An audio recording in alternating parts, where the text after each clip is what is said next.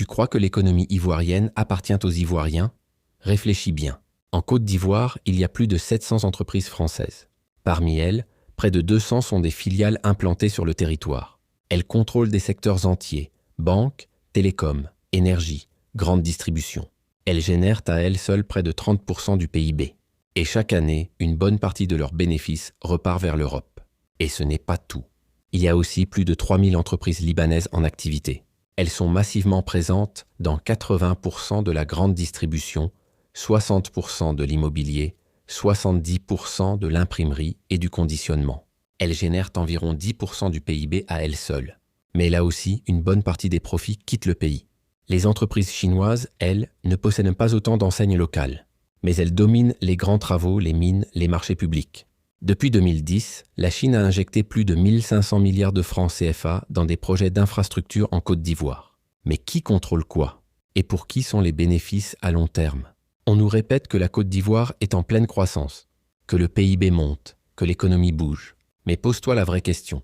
À qui profite cette croissance? Le PIB mesure ce qui est produit, pas ce qui reste dans le pays. Une entreprise étrangère peut produire ici et repartir avec 80% des bénéfices. Le chiffre augmente, mais le peuple reste pauvre. Ce modèle économique a un prix. Les profits s'en vont. Nos PME locales sont écrasées.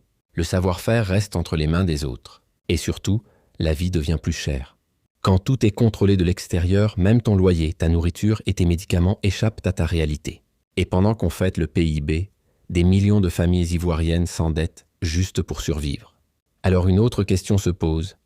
Pourquoi la Côte d'Ivoire, si riche, ne produit presque aucun milliardaire ivoirien indépendant? Ici, les milliardaires sont des ministres, des proches du pouvoir, des fonctionnaires devenus hommes d'affaires.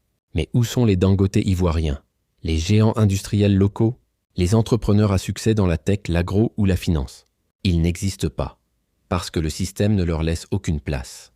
Tout est déjà pris, verrouillé, point capté, par les étrangers et par ceux qui détiennent l'État. Le problème, ce n'est pas que les étrangers investissent. Le vrai problème, c'est que les Ivoiriens n'ont aucun levier pour bâtir une puissance économique locale. Il est temps de soutenir nos PME, financer nos projets, libérer les talents et reprendre le contrôle de notre économie. Parce qu'un pays qui ne contrôle pas son économie ne contrôle pas sa politique, ni ses prix, ni son avenir. Et ça doit changer. Si vous avez aimé ce contenu, abonnez-vous à ma chaîne.